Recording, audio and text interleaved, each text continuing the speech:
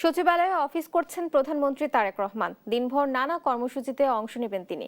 এ নিয়ে আরো জানাতে সরাসরি যুক্ত হচ্ছেন সহকর্মী সাইফুল রিপন। সাইফুল, প্রধানমন্ত্রী আজকের কর্মসূচি সম্পর্কে জানাবেন।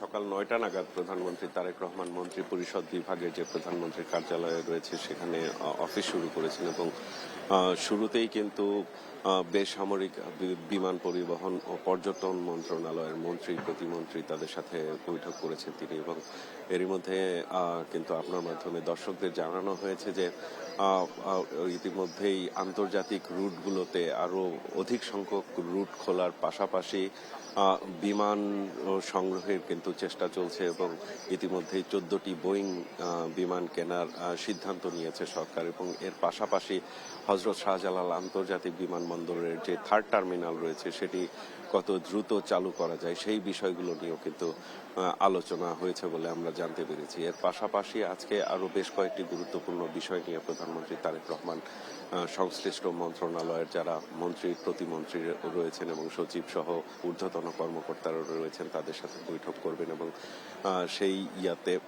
সেই ধারাবাহিকতায় কিন্তু আজকে শিক্ষামন্ত্রী, শিক্ষা প্রতিমন্ত্রী, প্রাথমিক ও গণশিক্ষা প্রতিমন্ত্রী সহ সচিব এবং সংশ্লিষ্ট কর্মকর্তাদের সাথে বৈঠক করবেন।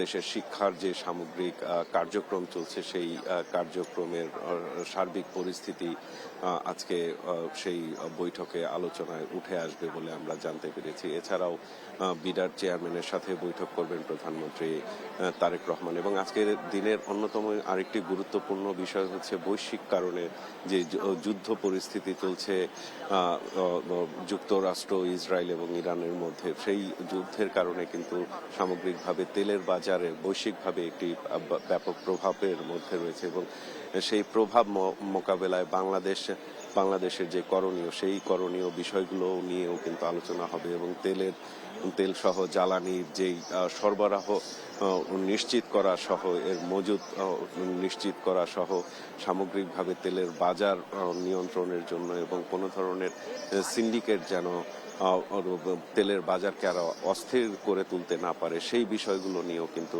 দিক নির্দেশনা দেবেন প্রধানমন্ত্রী তারেক রহমান। এবং বেলা 3টা নাগাদ প্রধানমন্ত্রী তারেক রহমান জাতীয় সংসদ অধিবেশনে যোগ দেওয়ার কথা রয়েছে এবং সেখানে সংসদ সচিবালয়ে রাত 8টায় ক্যাবিনেট বৈঠক অনুষ্ঠিত হবে। সেই ক্যাবিনেট বৈঠকে বিভিন্ন গুরুত্বপূর্ণ বিষয়ে সিদ্ধান্ত নেওয়া হবে এবং সেই সিদ্ধান্তগুলো কিন্তু বৈঠক শেষে ব্রিফিং এর মাধ্যমে জানিয়ে দেওয়া হবে। তো প্রধানমন্ত্রী তারেক রহমান কিন্তু সকাল থেকেই এই কর্মব্যস্ত দিনে শুরু করেছেন এবং এর পাশাপাশি সংশ্লিষ্ট মন্ত্রণালয়গুলোকে নিয়ে দেশ পরিচালনার দায়িত্ব নেওয়ার পর যে জনগণকে দেওয়া প্রতিশ্রুতি সেই প্রতিশ্রুতি পূরণের 180 দিনের কর্মসূচি রয়েছে মন্ত্রণালয়গুলো। সেই কর্মসূচিগুলো নিয়েও কিন্তু প্রতিনিয়ত দিক নির্দেশনা দিচ্ছেন প্রধানমন্ত্রী তারেক রহমান।